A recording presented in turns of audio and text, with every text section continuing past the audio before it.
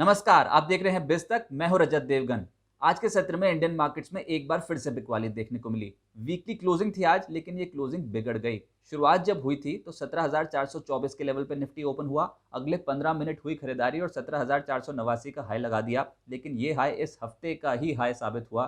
Traders ने उस level पे की है जमकर बिकवाली। 17,500 एक बाधा का काम कर गया आज के सत्र में। शुरुआती 15 मिनट ही ठीक थे हम, उसके बाद तो बिगड़ गए, धीरे धीरे फिसलते ही चले गए। 17,180 ये आज के दिन का लो हुआ। कुल मिलाकर ऊपर से देखें तो 293 अंक आज निफ्टी साफ हुआ है। क्लोजिंग बेसिस पे 204 अंकों की गिरावट देखने को मिली। 17,196 की क्लोजिंग आई है निफ्टी पे। निफ्टी बैंक 311 अंक फिसलता हुआ नजर आया और सेंसेक्स में 764 अंकों की भारी गिरावट आज के सत्र में हुई। बिल्कुल विपरीत स्थिति थी जो कल के सत्र में पैटर्न बन रहा था, वो आज कंप्लीटली ऊपरी स्तरों पर यू टर्न इंडियन मार्केट्स पर देखने को मिला। एक बहाना चाहिए था और जो ओमिक्रॉन ने भारत में दस्तक दी ही है, तो उसका एक सेंटीमेंट, एक रब ऑफ इफेक्ट जरूर देखने को मिला इंडियन मार्केट्स में आज के सत्र में। एडवांस डिक्लाइंस निफ्टी में 38 ऐसे शेयर्स थे जो लाल निशान में बंद हुए और मात्र 12 ऐसे शेयर्स जहां पर हरे निशान में क्लोजिंग देखने को मिली है। टर्नओवर के लिहाज से बहुत इंटरेस्टिंग है आज एक स्टॉक रिलायंस इंडस्ट्रीज 55 पॉइंट तो यही कंट्रीब्यूट कर रहा था आज निफ्टी की गिरावट में। कुल मिलाकर रिलायंस में कारोबार हुआ है 2161 करोड़ का और स्टॉक नीचे था लगभग 3.25%। इसके अलावा वोडा आइडिया, अगर इस हफ्ते का स्टॉक देखें या फिर आज के दिन का स्टॉक देखें तो वो है वोडा आइडिया। आज लगभग 12.5% उछला है ये स्टॉक। 1,537 करोड़ का कारोबार वोडा आइडिया में होता हुआ नजर आया।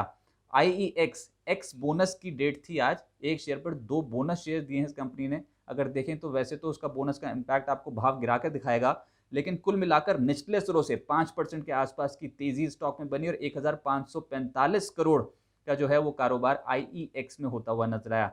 तो बोनस शेयर्स साफ तौर पे निवेशकों का फायदा। इसके अलावा आईसीआईसीआई बैंक यहां पर 1,454 करोड़ का कारोबार होता हुआ नजर आया। स्टॉक में गिरावट थी। निफ्टी गेनर्स में आज आप पाएंगे यूपीएल को। आज स्टॉक में 2% का एक्शन था तेजी का। BPCL, IOC, ONGC oil companies में तेजी थी। इंडसइंड बैंक यहां पर हल्की खरीदारी देखने को मिली। जो लूजर्स थे जहां पर गिरावट थी उसमें था पावर ग्रिड। यहाँ पर 4% के आसपास के नेगेटिव रिटर्न्स थे। रिलायंस इंडस्ट्रीज 3.25% नीचे, सबसे ज्यादा गिरावट इसी स्टॉक की वजह से निफ्टी पे आई है आज। इसके अलावा Kotak Mahindra bank, Asian paints और एचडीएफसी लाइफ जैसे स्टॉक्स थे, यहाँ पर 2% से ज्यादा की करेक्शन आज के सत्र में बनती हुई नजर आई। सेक्टर्स, एक मात्र सेक्टर हरे निशान में था मीडिया, वो इसलिए क्योंकि डिश टीवी, नेटवर्क 18, जील, नजारा, पीवीआर, इन सब स्टॉक्स में हमने खरीदारी देखी। लगभग 2.5% से 4.5% के रिटर्न थे। जो नेगेटिव सेक्टर साबित हुए वो थे फाइनेंशियल सर्विसेज, एफएमसीजी, इंफ्रा और चुनिंदा ऑयल एंड गैस कंपनी, जिनको लीड करा था रिलायंस इंडस्ट्रीज। गिरावट में इसका कंट्रीब्यूशन ज़्यादा था। मिड कैप गेनर्स कमाल कर रहा है वोडा आइडिया। पिछले कुछ दिनों से बहुत एक्टिव है और आज के गिरती मार्केट पे भी 12.5% के तगड़े returns. Algae equipments mid cap श्रेणी में यहाँ पर लगभग 7.5% के रिटर्न मिले। गुजरात एल्कलीस और साथ साथ फ्लोरोकेम यहाँ पर भी लगभग 7.5% के रिटर्न्स। आज केमिकल स्टॉक्स का दिन था। चुनिंदा केमिकल कंपनियों में अच्छी खरीदारी देखने को मिल रही थी। लाओपाला और अंबर एंटरप्राइजेज, इन स्टॉक में भी लगभग 7% के रिटर्न डिलीवर हुए। लेकिन गिरावट की सूची भी लंबी है। उसमें जो चुनिंदा टॉप लूजर्स थे उसमें टिमकन शामिल था, 5.5% ये टूटा। Rajesh exports, Minda industries, Varun beverages और गुजरात गैस जो कंपनियां थी, यहाँ पर 3.5% से 5% के आसपास की गिरावट आज के सत्र में बनी। प्राइमरी मार्केट पे एक्शन ज़्यादा देखने को मिला, जिसमें टेगा इंडस्ट्रीज आईपीओ आज बंद हुआ है 219 गुना भरकर। और इसमें बेहतर बात ये कि जो क्यूआईबी कैटेगरी है उसमें 95 टाइम्स का सब्सक्रिप्शन फिगर आया। एनआई लगभग 288 गुना सब्सक्राइब होता हुआ नजर आया। तो इंस्टीट्यूशन डिमांड ही बहुत थी टेगा इंडस्ट्रीज के लिए। तो एक्सपेक्टेशन हो जाती है कि बेहतर लिस्टिंग की उम्मीद की जा सकती है अब। आनंद राठी वेल्थ, ये जो आईपीओ है ये 6 दिसंबर को बंद होने जा रहा है और ऑलरेडी ओवर सब्सक्राइब हो चुका है 2.81 times.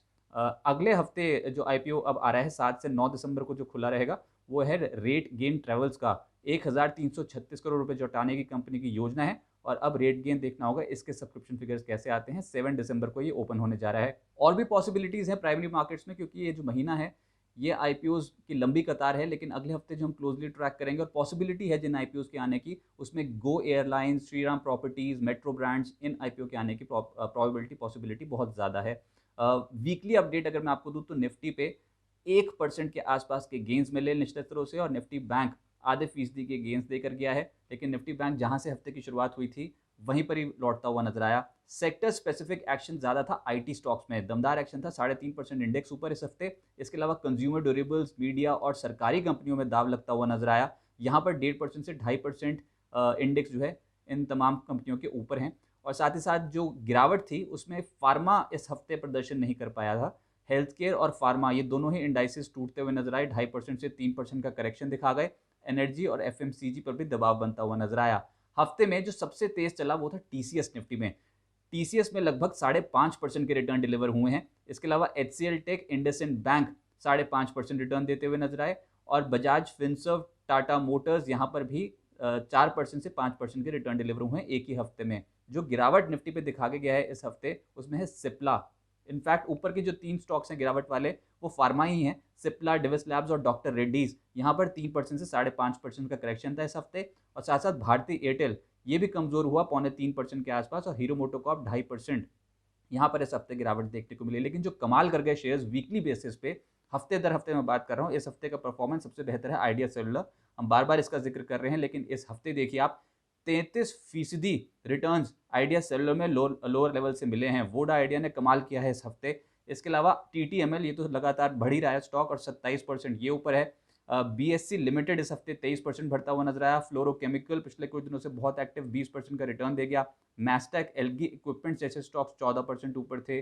PNB housing, BEML, Godfrey Phillips यहाँ पर भी 14% के रिटर्न एक हफ्ते में आते हुए नजर आए। अब ट्रिगर्स कौन से इंपॉर्टेंट है और निफ्टी की दिशा क्या होगी अगले हफ्ते के लिए? जो मेजर ट्रिगर है वो तो है आरबीआई पॉलिसी।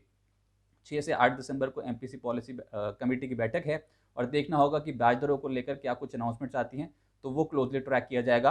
लेकिन इसके अलावा देखें तो 10 दिसंबर बहुत इंपॉर्टेंट 7 दिसंबर बहुत इंपॉर्टेंट डेट रहेगी, क्योंकि 7 दिसंबर को जापान और यूरोजोन के जीडीपी आंकड़े आने हैं Q3 के। इनफैक्ट ये जो जीडीपी फिगर्स है ये डोमिनेट करेंगे, क्योंकि वर्ल्ड वाइड अलग अलग कंट्रीज की जीडीपी फिगर्स आ रही हैं। जापान और यूरोजोन की 7 दिसंबर को, 10 दिसंबर को जीबीपी ब्रिटेन की आ रही है Q3 जीडीपी फिगर्स, और 10 दिसंबर को ही इंडिया के आईआईपी आंकड़े जो हैं अक्टूबर महीने के वो भी रिलीज होंगे। तो जो मैक्रो डेटा होगा ये कहीं ना कहीं डोमिनेट कर सकता है अगले हफ्ते। टेक्निकली 16,782 ये बहुत इंपॉर्टेंट लेवल है, क्योंकि इसी लेवल से हमने एक उछाल दिखाया है इस हफ्ते। अगर ये अगले हफ्ते बचा गए तो ऑब्वियसली बहुत तेज़ी तो नहीं, इनफैक्ट कुछ उछाल और देखने को मिलेगा। कन्विक्शन की अभी भी कमी है, एफआईएस की बहुत बड़ी पोजीशंस इंडियन मार्केट्स में बन नहीं रही है। तो आप नीचे समझिए कि ऑप्शंस डेटा के हिसाब से 17,000 पहले तो जहां बंद हुए हैं वही बहुत इंपॉर्टेंट लेवल है, 17,200 के आसपास। उसके बाद 17,000 का लेवल निकल के आता है, 17,000 नहीं टूटना चाहिए। तो 17,000 नीचे एक सपोर्ट की तरह एक्ट करेगा, लेकिन ऊपर 17,400 और उसके बाद 17,600 ये लेवल्स देखने को मिल सकते हैं। थोड़ी वोलेटिलिटी और बढ़ती हुई नजर आएगी, क्योंकि मैक्रो इकोनॉमिक डेटा जो है वो डोमिनेट करेगा नेक्स्ट वीक। निफ्टी लेवल्स 17,400 17,600 ऊपर और 17,000 नीचे एक सपोर्ट के तौर पे एक्ट कर सकता है। तो ये तो था मार्केट का अपडेट, लेकिन बिज तक का ये नया लुक आपको कैसा लगा कमेंट सेक्शन में जरूर मेंशन करें। धन्यवाद।